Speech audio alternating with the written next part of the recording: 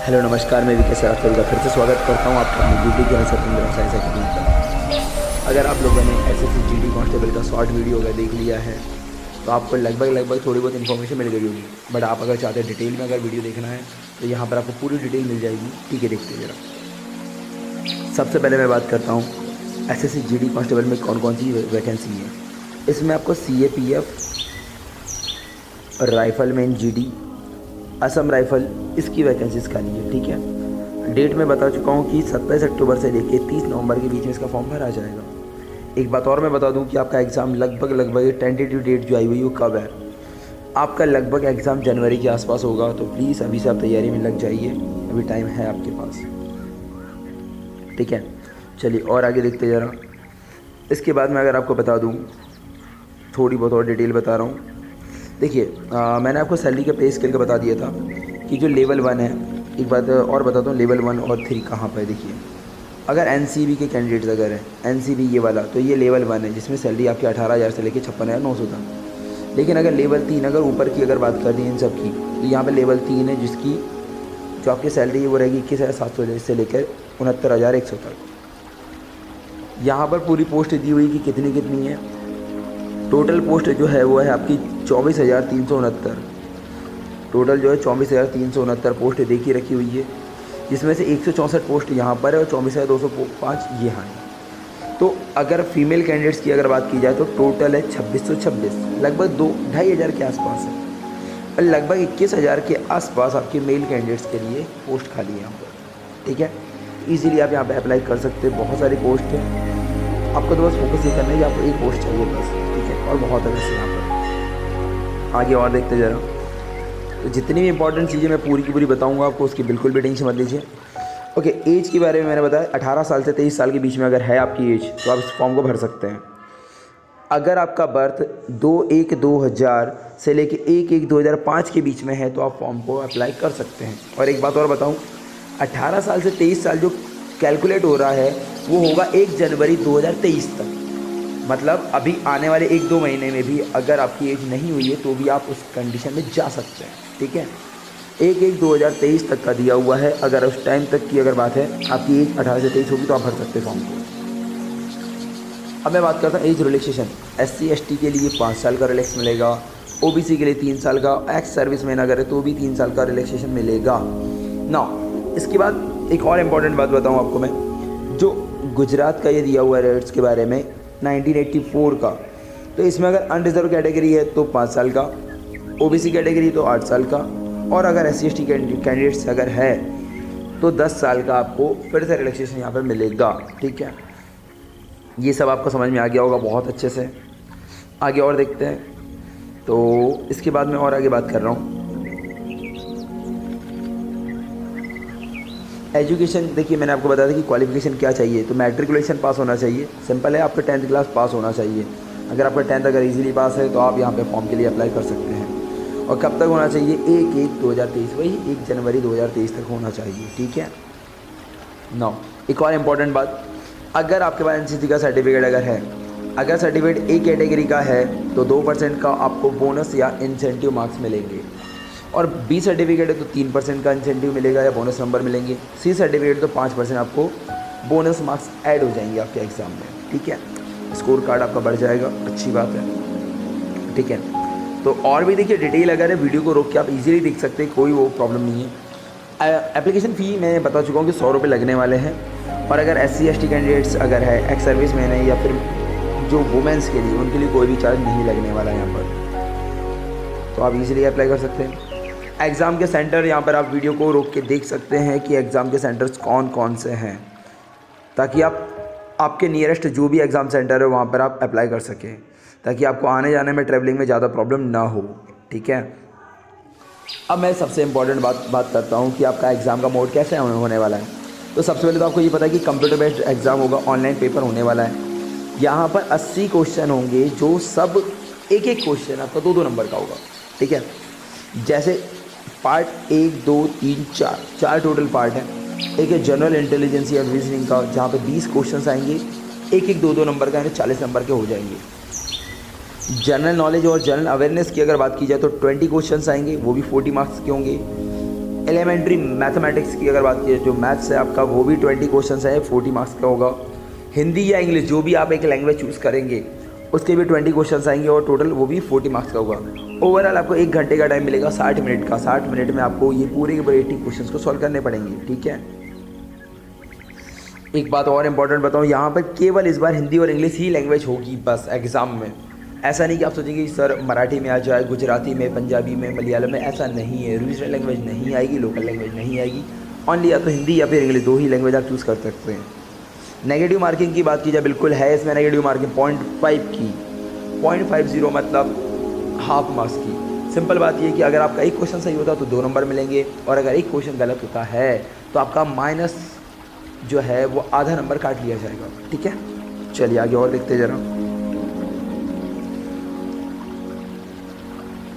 इसके बाद अब मैं बात करता हूँ डिटेल्स के सिलेबस के बारे में। सिलेबस देख लेते हैं कि कैसे क्या क्या होने वाला है। तो जनरल इंटेलिजेंस एंड रीजनिंग के सिलेबस की बात की, देखिए analytical aptitude, ability to observe and distinguish patterns will be tested through questions principally of non verbal type.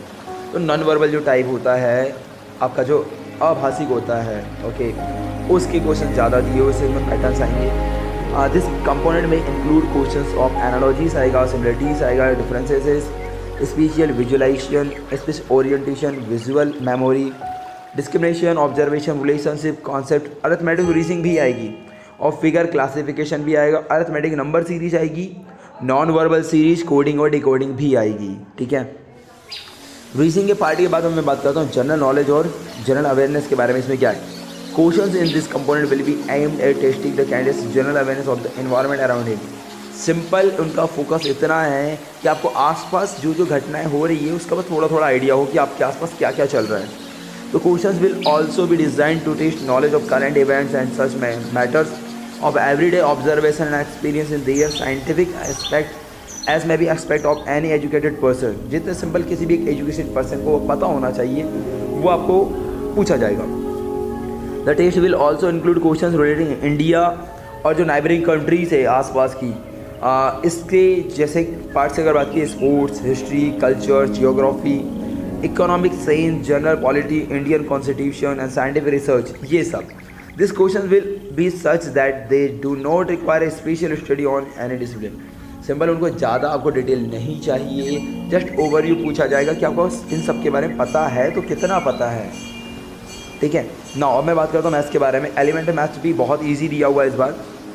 तो इसमें क्या आएगा, देखो problem related to number system आएगा, और computation of whole number, decimals, fraction and relationship between numbers, fundamental arithmetic operation, वही आपके plus minus into divide होते हैं वो, परसेंटेज है, ratio and proportion, average, interest, profit and loss, discount, mensuration, time and distance, ratio and time and work. आपने देखा यहाँ पे एडवांस बिल्कुल नहीं है भी तो बस ओनली मेंसुरेशन का पार्ट है। तो बहुत अच्छा है इस बार का सिलेबस, ईजी है, आप कोई भी क्रैक कर सकते हैं ना। हिंदी और इंग्लिश की अगर बात की जाए, candidates ability to understand basic Hindi और English and his basic comprehension would be tested. Simple आपके पास पैसेज से जाएंगे और कंप्रहेंशन आपको थोड़ा सा टेस्ट किया जाएगा, और आपको बेसिक आपको हिंदी और इंग्लिश लैंग्वेज उसका नॉलेज होना चाहिए। अब मैं बात करता हूँ PET और PST के बारे में, यानी फिजिकल इफिशिएंसी टेस्ट और फिजिकल स्टैंडर्ड टेस्ट के बारे में, ठीक है। तो आपको कैसे कैसे, देखिए ध्यान से सुनना। मेल जो कैंडिडेट्स है उनके लिए देखो रेस होगी, पहली बात तो रनिंग। मेल कैंडिडेट्स को 5 किलोमीटर निकालना है 24 मिनट में, और फीमेल्स को 1.6 किलोमीटर निकालना है 8.5 मिनट में, ओके। और ये कैंडिडेट ऐसे हैं जो कि लद्दाख से बिलोंग नहीं करते, हाँ, जो कि लद्दाख रीजन में आते हैं उनके लिए थोड़ा अलग है। उनके लिए मेल के लिए 1.6 किलोमीटर जो कि 6.5 मिनट में निकालना है, और 800 मीटर की रेस जो है आपको 4 मिनट में निकालना है फीमेल्स को। ये है लद्दाख वालों के लिए, और वो ऊपर वाला है जो लद्दाख रीजन से नहीं आते हैं उनके लिए। नाउ अगर मैं हाइट के मेजरमेंट की बात करूँ, हाइट तो मेल कैंडिडेट के लिए 170 सेंटीमीटर है और फीमेल के लिए 157 सेंटीमीटर है।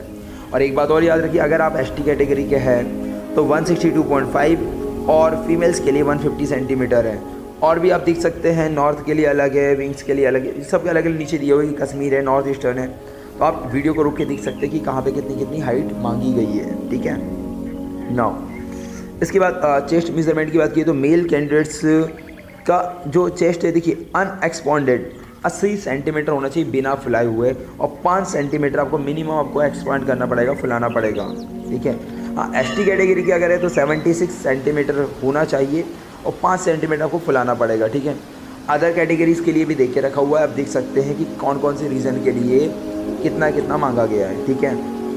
फीमेल्स के लिए कोई रिक्वायर्ड नहीं है। ओके, वेट की अगर मैं बात करूँ तो आपका जो हाइट है और एज है उसके ही अकॉर्डिंग, जो मेडिकल एक स्टैंडर्ड होता है उसके अकॉर्डिंग आपका वेट होना चाहिए, ठीक है। तो मैं मान सकता हूँ कि जितनी भी डिटेल दी है आपको इजीली समझ में आ चुकी, कोई भी प्रॉब्लम कहीं भी नहीं है आप लोगों को, ठीक है।